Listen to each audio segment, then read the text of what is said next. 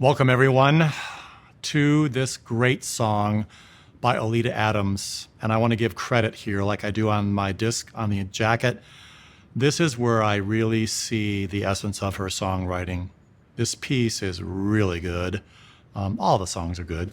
But I want to draw special attention to the turn of lyric here on this Easier to Say Goodbye. Truth be told, we live in an age where relationships are tossable. For many, many, many years, at least 30 or 40 years, the rise in divorce, the number of kids that grow up in single-family homes is huge. I remember reading in 1985, when Cynthia and I were living in Houston, somebody wrote an article about teenagers and graduating seniors from high school, and it was a Christian author. And actually in the church, the percentage rate of people graduating from high school with one originating parent was 55, and in the world, or the secular world, was just slightly below that at 51 or 52. That was a long time ago. And I'm well aware of the fact, as somebody who's been married for 47 years, that marriage is a lot of hard work. It is a struggle, many days, to believe that you can make it another day, or another month, or another year. And what would be the purpose anyway? In our society, marriage and love relationships have become so tossable, almost like changing cars or changing clothing or changing your lifestyle, that it's hard to stay in the relationship and be intensely committed to it when all around you people are opting out. And the song is about that. It's just easier to say goodbye.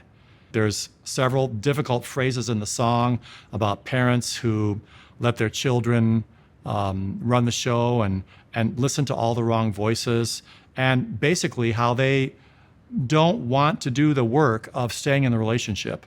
It's the tenor of our day, and it has been for quite some time. It's an upbeat kind of a song also, which is interesting for the topic. But why is it on Voice of Love? Because for me, and I'm hoping for many of you, when I really get quiet, when I go into my silent place and I get away from the distractions and don't think about my career, and when I don't think about serving Ron and doing everything that he needs in that moment, I'm going to tell you that the message that I hear over and over and over again is sacrifice and giving. Things, I don't know about you, but I'm not real good at it. It's easier just to walk away. It's easier to walk away from an argument. It's easier to walk out of the house, something that counselors advise you never to do. And then finally, it's easier to just give up and say goodbye. I have a quartet that does weddings, and I see a lot of couples. I counsel them in regards to the music for their wedding, and it's really interesting to me to hear some of the things that get said at wedding ceremonies. When I got married to Cynthia, most weddings were in churches, and most people had pastors or preachers marrying them. And people agreed to do things that now are unheard of because they're declared to be men lording things over women, or women agreeing to do things that they're not supposed to. And the sacred tenet of getting married is lost on a lot of people. Every once in a while, there'll be a couple that really gets it and that says things to each other that you can tell they want it to last forever. They make sacred vows to each other about that commitment. And saying goodbye is just not in their future vocabulary. And I respect those. And my quartet will often tear up and choke up at those weddings as we're sitting, 10 feet away from the bride and groom as they say these things to each other. We've heard people write poetry for each other. There was this wedding where the groom actually was in charge of all of the fixings for the wedding. It doesn't happen very often. Usually it's the female side, but he wrote a poem that brought the house down. There wasn't a dry eye in that place. And I was impressed by his laying the groundwork for the relationship, which meant that they wouldn't say goodbye at all, that they would hit storms, they would hit problem places, they would hit difficulty, and places where they would maybe grow apart and realize that there were things about each other that they really didn't like and almost couldn't stand, but they would never say goodbye. So that's why it's in there, because in my life, the Voice of Love preaches and talks to me about sticking with it. Enjoy it. It's a great lyric, and thanks to Oleta for writing such fabulous music to go with it. Thank you.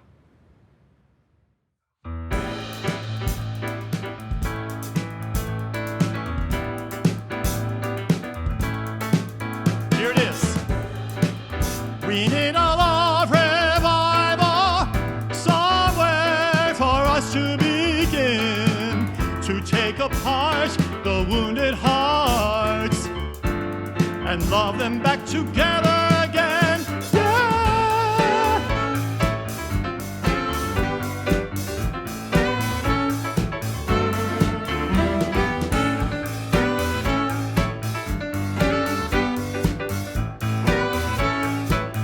Listen up. Solemn promises are too quickly spoken. The tie that binds the hearts is easily broken. It hurts to leave, and yet it hurts to live a lie. It's easier to say goodbye. The family chain has oddly gained a missing link. Cheating pairs don't seem to care what the children think. They pledge fidelity, but they're too weak to try. It's easier to say goodbye. I just want to make it better.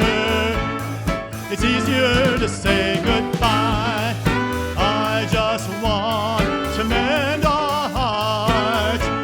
It's easier to say goodbye.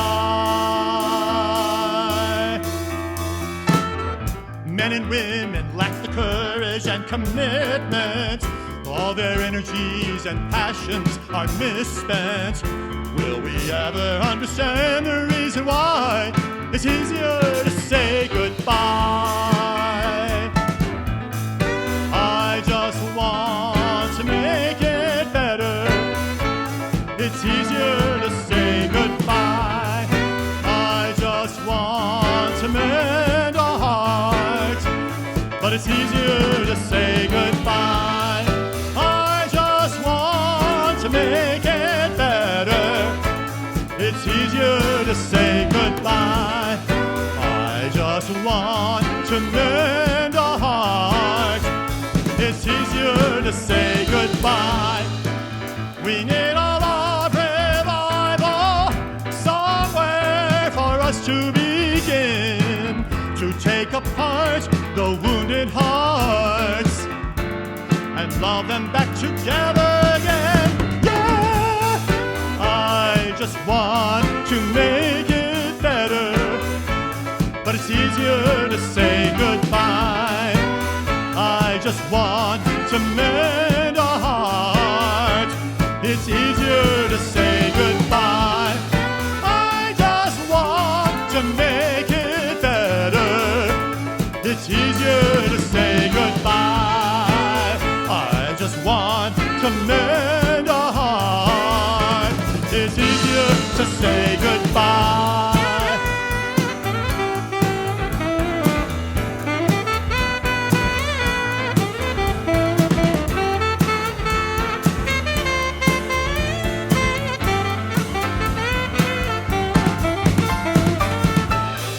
I just want to make it better.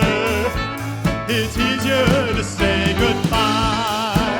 I just want to make